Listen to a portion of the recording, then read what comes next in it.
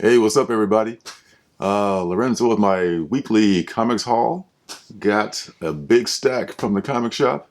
So, hey, let's get started right away and see what I picked up. First on the list is Resistance Uprising.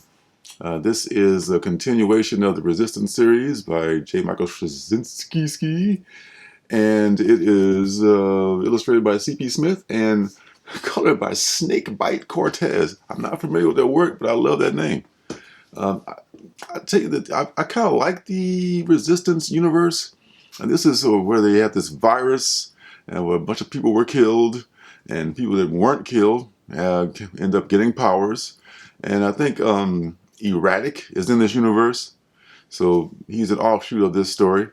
But I think I've kind of had enough of this story for now. It's all right, but I think I'm good.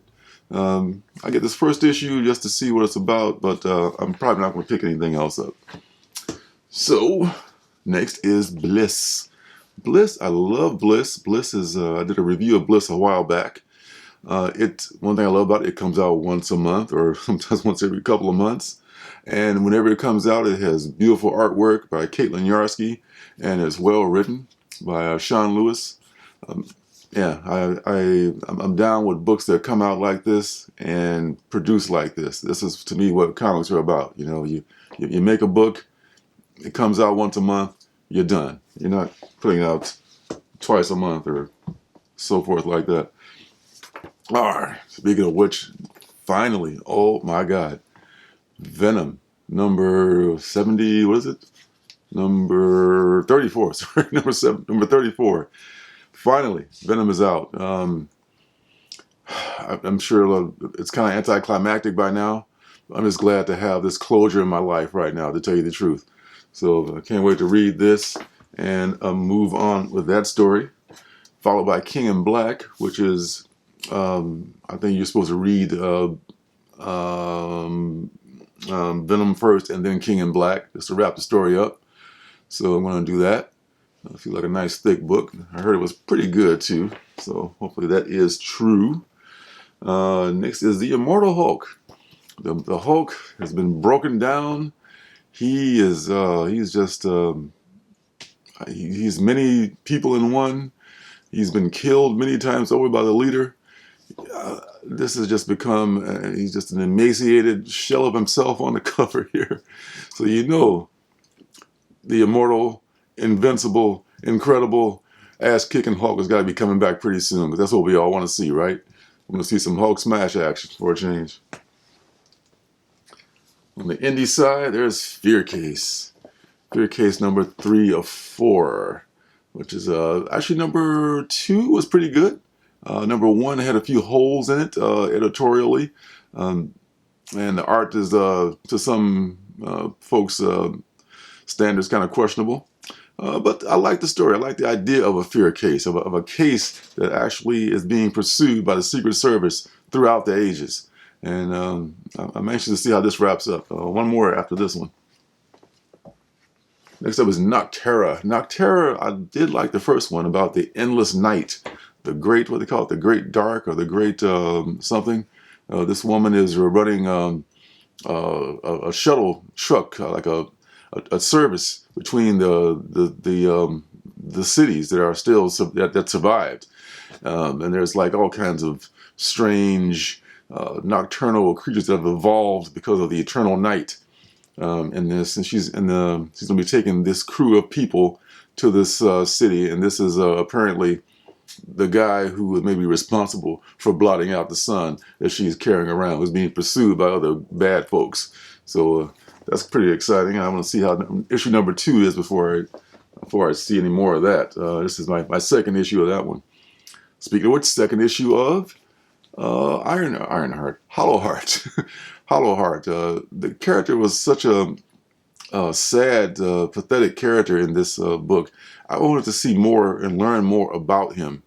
And the first issue had like a ROM throwback cover, which I loved.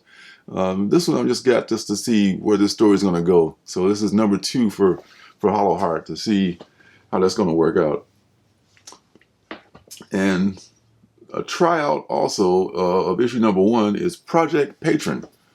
I saw a preview of this in another Aftershock comic, and it kind of seemed kind of interesting. Looks like this hero is not who he seems. He may be, I don't know, maybe virtually projecting himself out there, or there's like some kind of a other thing going on. I couldn't really tell by the preview, but it piqued my interest enough that I want to read the book. So I'm going to try this out and see how it is. And probably a review coming on this one, I'll bet you. Back again is Seven Secrets. Seven Secrets took like a month or so hiatus. This has been a good story so far. We'll see how this kid moves forward with this narrative here going forward. Seven Secrets could be a sleeper. If folks are not reading that, you might want to check that out. You can check out the, it's probably going to be collected trade pretty soon. And Geiger #1. Picked up the A cover from the local comic shop. Got some B and maybe C covers coming. I think there's an Eric Larson cover out there. I got that coming from either Comics Elite or my comic shop. So I'll be anxious to see what those are like. Well, be anxious to get those. I'll be anxious to read this to see what the story is about. I think it's about another post-apocalyptic yada yada.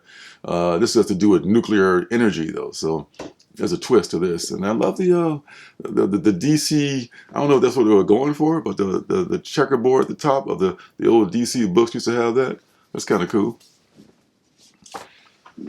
And I was able to pick up. Someone didn't pick up their Shadecrafts because they were all sold out otherwise. I picked up another issue of Shadecraft, did a review of that. You can check that out. One of my favorite books of the week last week.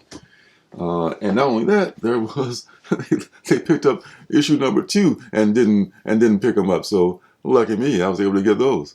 So Shadecraft I think is all that, folks. I mean, it may not take off right now, but even if it doesn't, I think you're going to enjoy the story. It's the character Zadie Lou she's just so lovable, and her situation is so relatable. I think that's going to be a good series. This one, you know, a cover by, absolutely. I was reading Batman for a while. Actually, I just read the annual, which came out a few months ago, and that was pretty good. That was written by Tinian, and the art was by James Stokoe, who did the Orphan and the Five Beasts, which I did a review of. And his art and his translation was great in that annual. I want to see I've read 106. I think I have 106 already. I read that. I just want to, I don't know, there may be a first appearance in this one. I'm kind of cover chasing and first appearance chasing with this one. But Tinian's books have been good lately. So, you know, I think maybe even better than Donny Cates's books. Coming down the home stretch here is Dead Dog's Bite from Dark Horse and from Tyler Boss. Really love this series. This is the quirky indie comic that I don't know. It's about this girl who's looking at another awkward teenage girl, looking for her friend, and to see what her friend has disappeared, and she's kind of on the case more or less, like an amateur detective kind of a deal.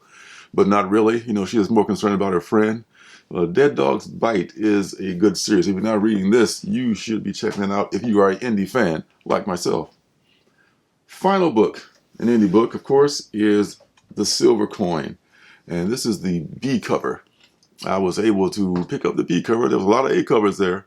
I actually have an A cover coming from my comic shop or whatever pretty soon. So I wanted to get the B cover. And this is another anthology, much in the same vein of, I imagine, as Ha-Ha and Ice Cream Man.